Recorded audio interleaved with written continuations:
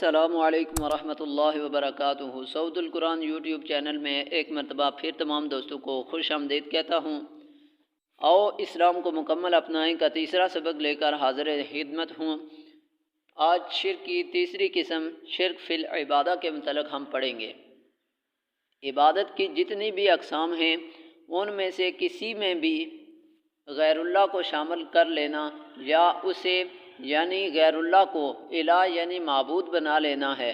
الہ یعنی معبود وہ ہو سکتا ہے جو اللہ ہو، اور اللہ وہ ہو سکتا ہے جس میں تمام کمال، اعلیٰ، بڑھیا و برتر صفات ہوں، کوئی کم تر، گھٹیا اور زوال والی صفت نہ ہو۔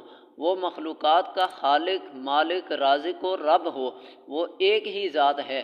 وَهُوَ اللَّهُ فِي السَّمَاوَاتِ وَفِي الْأَرْضِ، اور وہی اللہ ہے آسمانوں اور زمین میں۔ یعنی ایسا نہیں کہ آسمانوں میں تو وہ اللہ ہو اور زمین میں کوئی اور، یا زمین میں تو وہ اللہ ہو اور آسمانوں میں کوئی اور، چونکہ زمین و آسمان میں نہ اس کے علاوہ اور نہ ہی اس کے ساتھ کوئی اللہ ہے، لہٰذا وَهُوَ الَّذِي فِي السَّمَاءِ إِلَٰهٌ وَفِي الْأَرْضِ إِلَٰهٌ، وہی ہے آسمانوں میں معبود اور زمین میں معبود۔ اللہ خالق کل شیء، تمام چیزوں کا خالق ہے۔ خالق تو وہ ہو، رازق تو وہ ہو، ربوبیت تو وہ اکیلا فرمائے، مگر جب عبادت یعنی بندگی کی باری آئے تو اس میں دوسروں کو بھی شامل کر لیا جائے۔ کیوں؟ اولیاء، انبیاء سب اپنے ہیں، مگر انہیں اللہ تعالیٰ والا حق نہیں دیا جا سکتا۔ ان کا حق ہے ادب و احترام، اطاعت و اتباع، نہ کہ عبادت۔ جیسا کہ ایک عورت کے کئی مرد رشتہ دار ہو سکتے ہیں، باپ، دادا، نانا، چچے، ماموں، بھائی، بھتیجے، بھانجے، بیٹے سب اپنے ہیں، مگر جو خاوند کا حق ہے وہ دوسروں کو نہیں دے سکتی۔ اسی طرح ہم اللہ تعالیٰ کا حق دوسروں کو نہیں دے سکتے، چاہے جبرائیل علیہ السلام فرشتوں کے سردار ہوں یا ساری مخلوقات کے سردار محمد الرسول اللہ صلی اللہ علیہ وسلم ہوں، کیونکہ یہ دونوں مخلوق ہیں۔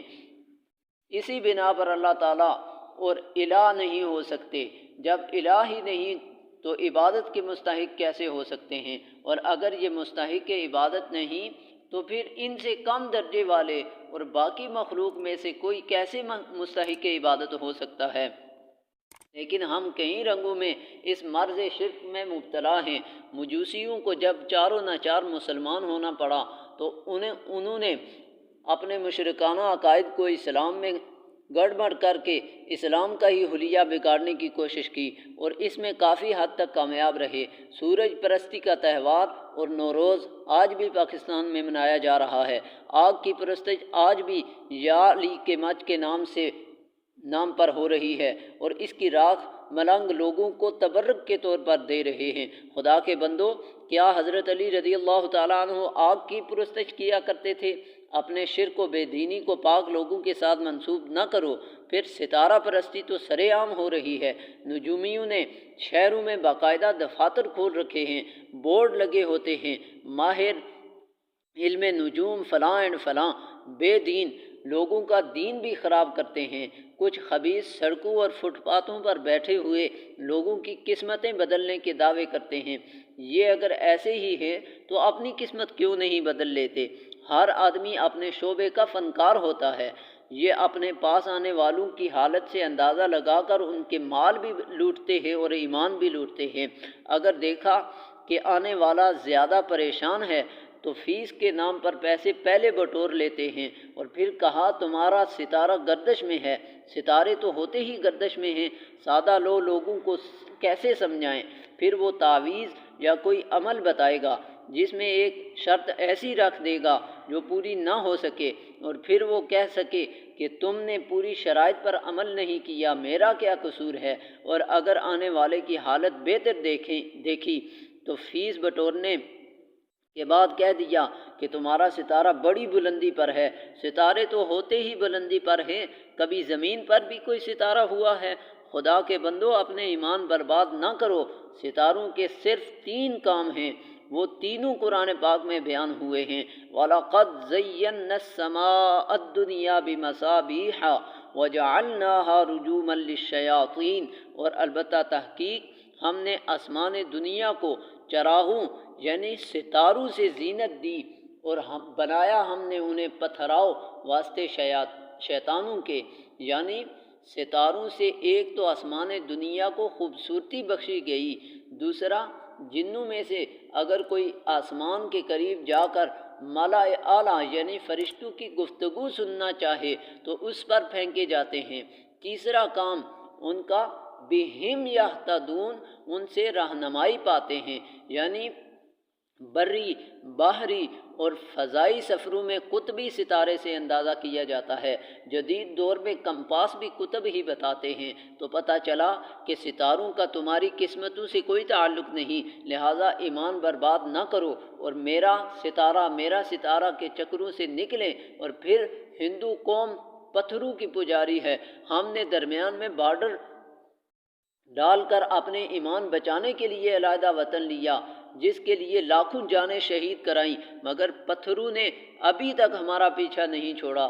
فرق اتنا ہے کہ ان کے پتھر زمین پر پڑے درے ہوئے ہیں اور وہ ان کے آگے ہاتھ باندھتے، ہاتھ پھیلاتے اور رکوع و سجدے کرتے ہیں، اور ہمارے پتھر ہمارے ہاتھوں کی انگلیوں کے ساتھ چمٹے ہوئے ہر وقت ہمارے ساتھ ہوتے ہیں، اگرچہ ہم انہیں رکوع سجدے تو نہیں کرتے، مگر باقی ان کے ساتھ ہمارے عقیدے بھی انہی جیسے ہیں، ہم اپنی قسمتوں کو ان کے ساتھ منسوب کرتے ہیں اور بڑی بڑی امیدیں ان کے ساتھ وابستہ رکھتے ہیں۔ خدا کے بندو، اگر یہی کچھ کرنا تھا تو بارڈر ڈالنے کی کیا ضرورت تھی؟ اور پھر وہ بتوں کے ساتھ ساتھ تصویروں کی بھی پوجا پاٹ کرتے ہیں، اور یہ شوق ہم اپنے پیروں کی تصویروں کے ساتھ پورا کر رہے ہیں۔ اگر کوئی پوچھ لے کہ یہ کیوں رکھی ہے تو جواب ملتا ہے کہ ان پر برکت اترتی ہے۔ اگر تیرے پیر کی تصویر پر برکت اتر سکتی ہے تو ہندو کے بت پر کیوں نہیں اتر سکتی؟ وہ بھی تو اپنے زمانے کے بھلے لوگوں کے بنائے گئے ہیں۔ اب پتہ چلا کہ شریعت محمدی صلی اللہ علیہ وسلم میں تصویر کیوں حرام کی گئی ہے، اور پھر زندہ اور وصال شدہ بزرگوں کو اللہ تعالیٰ کا شریک کار ٹھہرایا جاتا ہے۔ ایک گروہ کہتا ہے جیسے اللہ اور 5 تن پاک کریں گے، اور دوسرا کہتا ہے جیسے اللہ اور 11ویں والا کرے گا۔ گویا کہ اللہ تعالیٰ سے اکیلے کچھ نہیں ہو سکتا۔ جس وقت اس نے زمین و آسمان بنائے تھے اس وقت ان میں سے اللہ تعالیٰ کے ساتھ کون تھا؟ خود انہیں پیدا کرنے والا کون ہے؟ خدا کا خوف کرو، فَفِرُّوا إِلَى اللَّهِ، اللہ تعالیٰ کی طرف بھاگو، لوٹو اور دین میں پورے داخل ہو جاؤ۔ قرآن کہتا ہے اقیموا الصلاۃ ولا تکونوا من المشرکین، قائم رکھو نماز اور نہ ہو مشرکوں سے۔ پتہ چلا کہ اقامت صلاۃ سے گریز کرنا، پہلو تہی کرنا مشرکانہ فعل ہے۔ وہ کیسے؟ اللہ تعالیٰ کا حکم ہے اقیموا الصلاۃ، نماز قائم کرو، قائم رکھو۔ نفس کو گراں گزرتا ہے، وہ بہانے تلاش کرتا ہے۔ انسان انہی بھول بلیوں میں پڑھ کر حکم خداوندی کو پس پشت ڈال دیتا ہے۔ اب اللہ تعالیٰ کے حکم کے معاملہ میں نفس کی بات کو مان لیا، اسی کو نفس پرستی کہتے ہیں۔ آپ کہیں گے ہم نے کب کسی غیر اللہ کو رکوع سجدہ کیا ہے کہ شرک ہو گیا؟ رکوع سجدہ کی بات نہیں، یہ شرک فی الاحکام ہے۔ اسی کو قرآن پاک نے فرمایا افرأیت من اتخذ الہہ ہوا، کیا دیکھا ہے جس نے معبود بنا لیا اپنی خواہشات کو؟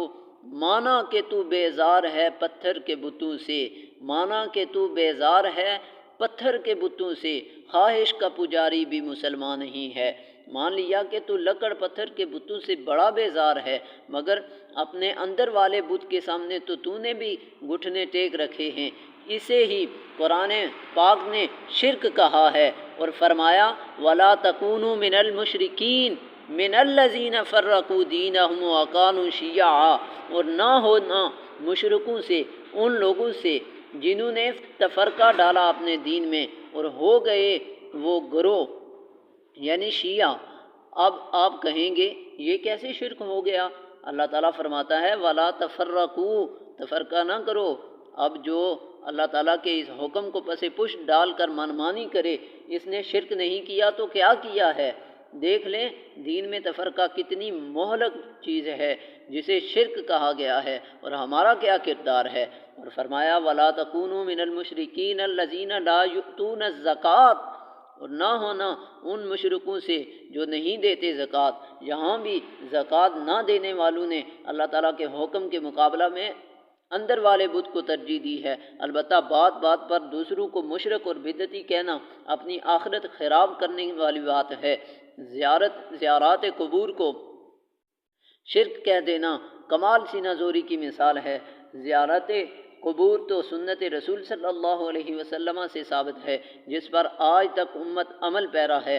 صاحب قبر کو مخاطب کرنا یا قبر کے پاس دعا کرنے کو شرک کہہ دینا، یہ بھی دین سے بے خبری اور جلد بازی ہے۔ سرکار دو عالم صلی اللہ علیہ وسلم کا فرمان ذی شان ہے کہ جب قبروں کی زیارت کرو یا ان کے پاس سے گزرو تو کہو السلام علیکم یا اہل القبور یغفر اللہ لنا ولکم۔ اس میں قبر والوں سے خطاب بھی ہے، اپنے لیے اور ان کے لیے دعا بھی ہے۔ تو پتہ چلا کہ قبروں کے پاس دعا کر لینا شرک یا بدعت نہیں ہے۔ البتہ جو یاد رکھنے والی بات ہے وہ یہ ہے کہ دعا اللہ تعالیٰ کی بارگاہ میں کرنی ہے۔ مانگنا جو کچھ بھی ہے اللہ تعالیٰ سے مانگنا ہے۔ صاحبان مزارات وسیلہ کے حد تک ہیں، اور یہ چیز صحابہ کے دور سے چلی آ رہی ہے، جس پر اعرابی والا واقعہ کافی ہے، جو مختلف تفاسیر میں 5ویں پارے کی آیت وَلَوْ أَنَّهُمْ إِذ ظَّلَمُوا أَنفُسَهُمْ کی تفسیر میں بیان کیا گیا ہے۔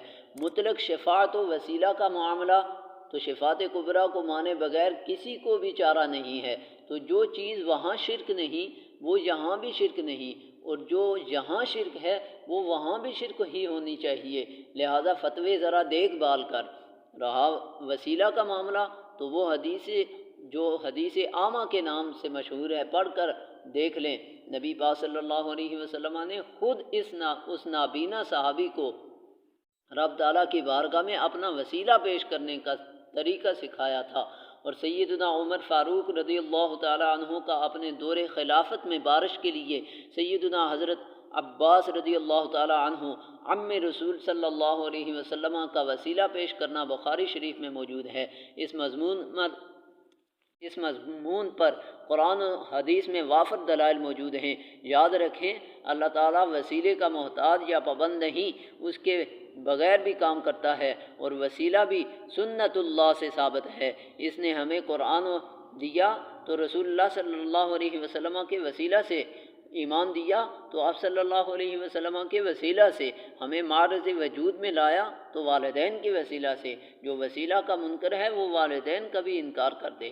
رہا معاملہ کسی مزار کا طواف کرنے یا وہاں سجدہ کرنے کا، تو یاد رکھیں طواف اللہ تعالیٰ کی عبادت ہے اور اس کا تعلق بیت اللہ سے ہے۔ طواف تو اس کے علاوہ کسی مسجد کا بھی نہیں کیا جا سکتا، چاہے جائے کہ مزارات اولیاء کا طواف کیا جائے، ایسا کرنا حرام فعل ہے۔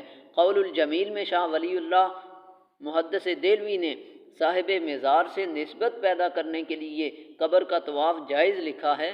اس کے جواب دہ شاہ صاحب ہی ہیں، اور سجدہ کی 2 قسمیں ہیں، سجدہ عبودیت اور سجدہ تعظیمی۔ سجدہ عبودیت کا تعلق تو صرف اللہ تعالیٰ سے ہے، غیر اللہ کو یہ سجدہ کرنا شرک ہے، ایسا کرنے والا مشرک۔ رہا سجدہ تعظیمی تو یہ سابقہ شریعتوں میں جائز تھا، شریعت محمدی صلی اللہ علیہ وسلم میں حرام ہے۔ ایسا کرنے والا چاہے کسی زندہ کو سجدہ کرے یا صاحب قبر کو، حرام فعل کا مرتکب ہے، اور اگر توبہ کر کے باز نہ آئے تو جہنمی ہے۔ ندا یعنی پکار، غیر اللہ کو الہ سمجھ کر پکارنا، دور سے ہو یا نزدیک سے، کھلا شرک ہے۔ یہ کہنا کہ دور و نزدیک سے اللہ ہی سنتا ہے، اللہ تعالیٰ تو فرماتا ہے فَإِنِّي قریب، میں قریب ہوں۔ کتنا قریب؟ فرمایا نحن اقرب الیہ من حبل الورید، میں تو شاہ رگ سے بھی زیادہ قریب ہوں۔ پھر دور سے بِإِذْنِ اللہ اہل اللہ سنتے ہیں۔ انبیاء بطور معجزہ اور اولیاء بطور کرامت، لہٰذا دعا مدد کے لیے پکارنا اس کا شرک سے کوئی تعلق نہیں، ان کو دعا کے لیے پکارا جا رہا ہے، کام کرنے والا تو اللہ ہے۔ حاجت روائی اور مشکل کشائی کے لیے دعائے استعانت میں بطور وسیلہ بزرگوں کا نام لینے سے شرک نہیں ہوتا اور نہ ہی ایاک نستعین کے خلاف ہے۔ اس طرح تو نماز میں اہل اللہ کا ذکر آتا ہے، کیا وہ بھی شرک اور ایاک نعبد کے خلاف ہے؟ ذرا ہوش سے، مشکل کشا اور حاجت روا تو صرف اللہ ہے۔ کیوں؟ اس لیے کہ مشکل کشا وہ ہو سکتا ہے جس کے لیے کوئی مشکل ہو ہی نہ، اور حاجت روا وہ ہو سکتا ہے جسے کوئی حاجت درپیش ہی نہ ہو، وہ صرف اللہ ہی ہے۔ باقی جو حضرت علی رضی اللہ تعالیٰ عنہ کا لقب مشکل کشا مشہور ہے، وہ آپ مشکل کشائی تکوینی امور میں نہیں فرماتے، اس پر تو شاہد خود ان کا دور خلافت ہے۔ سارا دور ہی مشکلات و مصائب میں گزرا ہے، البتہ وہ دینی اجتہادی بڑے بڑے مشکل مسائل کو حل فرما دیا کرتے تھے۔ اس لیے سیدنا عمر فاروق رضی اللہ تعالیٰ عنہ نے انہیں مشکل کشا فرمایا، جسے ایک خاص گروپ اور عوام دوسری طرف لے اڑے ہیں، اور جاہل گلی کوچوں اور سڑکوں اور کھیتوں میں چلتے پھرتے ہیں، ترنم سے کہتے ہیں، اے مولا علی اے شیر خدا میری کشتی پار لگا دینا، لیکن جب کشتی گرداب میں پھنس جائے تو نکالنے والا خالق کائنات ہی ہے۔ من یجیب المضطر اذا دعاہ ویکشف السوء، کون سنتا ہے پکار بے قرار کی جب اسے پکارے اور کھول دیتا ہے تکلیف تنگی مشکل کو، وہ اللہ ہی ہے۔ البتہ اللہ والوں کی دعاؤں سے کیا کچھ نہیں ہوتا، اللہ تعالیٰ ان کی دعا اور اٹھے ہوئے ہاتھوں کی لاج رکھتا ہے، اور بإذن اللہ تکوینی امور والے کام کرتے بھی ہیں، جس پر قرآن و حدیث میں واقعات شاہد ہیں۔ وما توفیقی الا باللہ۔